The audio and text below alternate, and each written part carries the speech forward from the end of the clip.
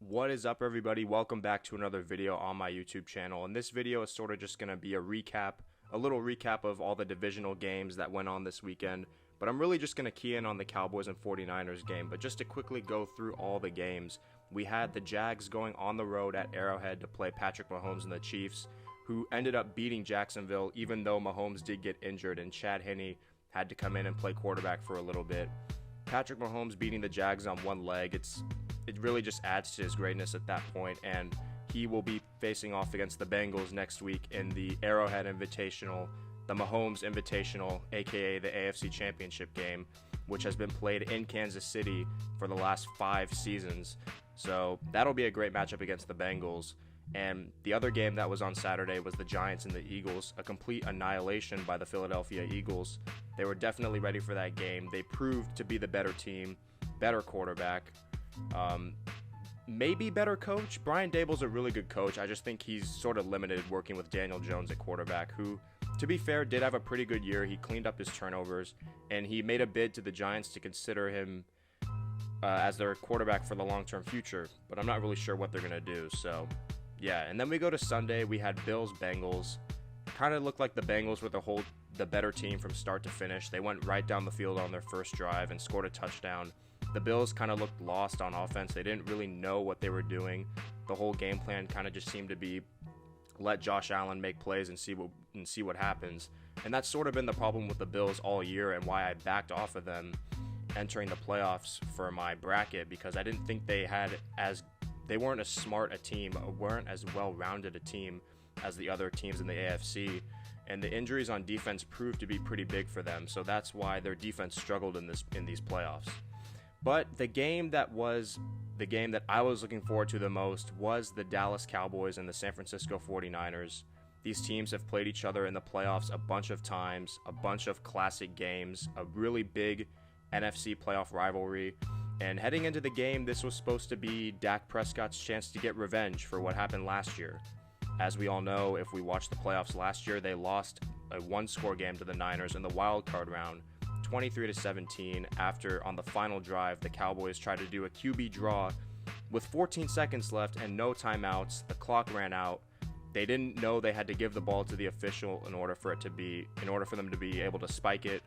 They didn't do that, and the clock ran out on them. So fast forward to this year, they shellacked the Tampa Bay Buccaneers last Monday. Dak has the game of his life. Everyone gets all excited. I was pretty excited too, because I thought, hey, maybe he could turn the page and play like this consistently. But that didn't happen, because the Cowboys essentially went on the road, and if you didn't watch this game, you had no idea what was going on, and you just looked at the box score, 19-12. One could guess that they just kicked 4 field goals. Maybe someone wouldn't have guessed that after seeing Brett Maher miss all his kicks against the Buccaneers, all his extra points. He was able to hit his field goals in this game, but he wasn't able to hit his extra points. His first extra point attempt of the game got blocked, and it was going to miss anyway. But this isn't about Brett Maher. This isn't about special teams. This is about Dak Prescott, because the Cowboys have a quarterback problem. Dak Prescott has proven time and time again that he cannot be the sole reason that you're going to go on the road and beat a team that is clearly better than you, a team that is one of the best in the league, that has elite talent. And whether it's fair or not, the quarterback of the Dallas Cowboys is going to get judged very harshly, especially when he's one of the highest paid quarterbacks in the league, and people were very skeptical of him even getting that contract. Against the Buccaneers, Dak had a very clean game. He scored 5 touchdowns and threw 0 interceptions, no fumbles, no turnovers. Very great game. And so what everyone was saying before the game was, if they're going to beat the 49ers, he has to not repeat that, but play a clean football game. You can't turn the ball over against the 49ers. And that's exactly what he did, and it ended up being their downfall. During the game, he throws an early interception to the cornerback Lenore, and it was 0-0 at one point. At that point, so nobody had scored. It was a defensive battle, which it was all game. And up at that point, the 49ers get an easy interception, and they get the ball in the red zone basically, and they get a field goal. Those are the first points of the game. Dallas, just to segue real quick, Dallas's defense played well enough to win this game. They did their part. If you hold the 49ers under 20 points at home, there's no reason why you shouldn't be able to beat them. And it's because of the offense. It's because of Dak they couldn't win that game. So anyway, Dak throws that first pick. The 49ers get a field goal.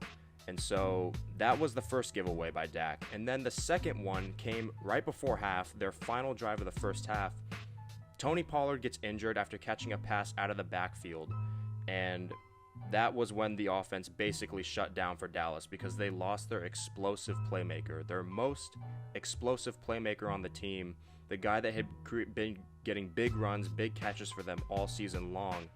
And pretty much, I think, the very next play after that, it was a 2-play sequence.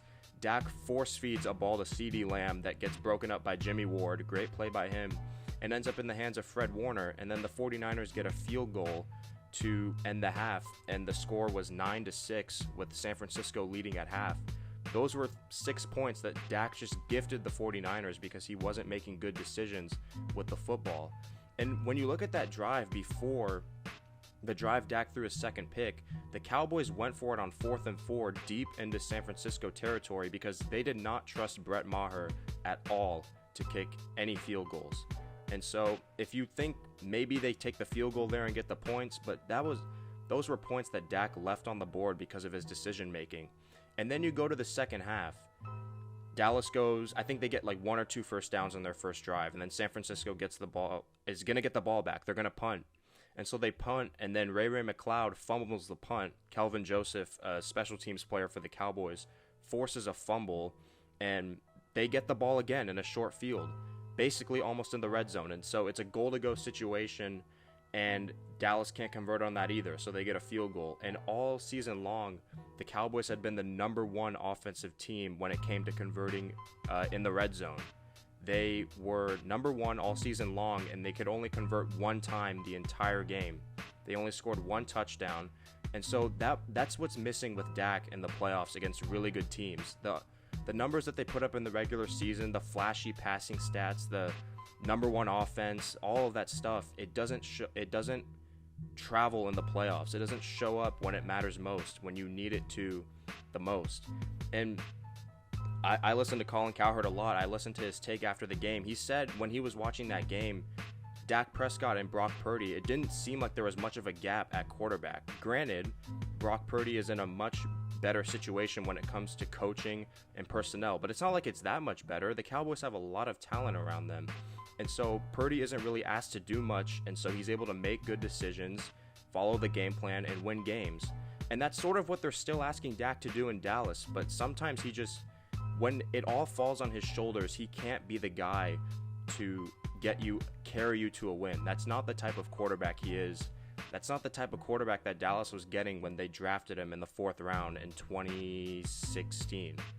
That's just not the kind of quarterback he is. When he was having success his first year in Dallas, they had a great offensive line. Zeke was probably the best running back in football at that point, and they were able to have a very balanced offense that was a run-first offense, and they could do play action, bootleg, all that stuff that benefited Dak a lot, getting him on the run. Play calling is a little bit of an issue too, because I noticed that they don't really run Dak that much. They ran 1 read option yesterday, and that was a play that got him close to the goal line, and they eventually found Schultz for a touchdown. So that's a big part of it. But it all falls on the shoulders of number 4, Dak Prescott, like he said after the game. And it was just another example of him not being able to make good decisions. CeeDee Lamb had a great game, but he was definitely force-feeding CeeDee Lamb. And that was another thing early in Dak's career, his first season, when Dez Bryant was there and he was still considering himself a top receiver in the league, and he wasn't really able to get going. But when they got rid of Dez Bryant and brought in some other guys like Amari Cooper, who wasn't really much of a diva, and allowed Dak to sort of spread the ball around, that was also when he was at his best. He shouldn't be trying to force feed anyone the ball. That's not how he's going to succeed as a quarterback. And now when you look at the future for the Cowboys, it's like, is it just going to be a repeat of this? Is it going to be more regular season success, more of the same, getting into the playoffs, having these high hopes, giving fans a reason to believe? You go on the road, beat Tom Brady, play the game of your life, and when you ultimately have a chance to get over the hump, get to that NFC Championship game, you fall a little bit short. And just to briefly address the final play, I'm not even really going to get into that much. It was just funny. Like, we all know those plays really don't work out when you're just going to try and lateral all around the field. And try and score. It was a fitting way for the Cowboys season to end. And if you look at Dak in this game, he threw 2 interceptions, but he really should have thrown 4. The 2 interceptions he threw in the first half, and then when they got the ball after the Ray McCloud fumble, he threw a pass that went off of Ezekiel Elliott's shoulder pads and was hanging in the air for what felt like forever, and a 49ers player somehow couldn't grasp it. And another one was on the drive when they got the ball back with around 3 minutes left. It was still 19-12, so Dak had a chance to go down the field and score. And I believe it was Dre Greenlaw. He dropped a pass that really should have been a pick six, and that should have iced the game.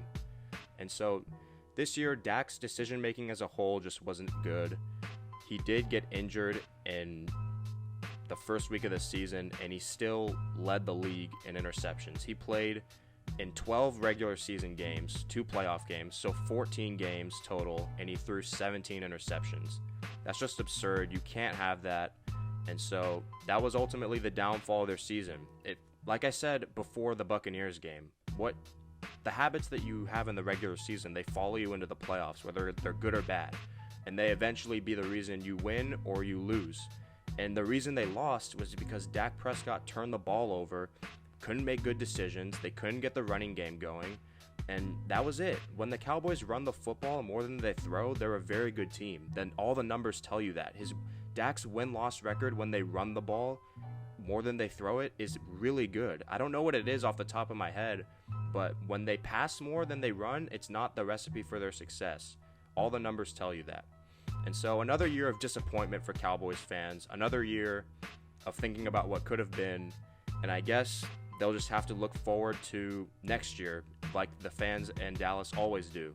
So let me know what your guys' thoughts are on the Cowboys 49ers, predictions for championship weekend, and everything else that you want to talk about in the comments section. Thanks for watching all my content, and make sure to find all of my stuff linked in the description.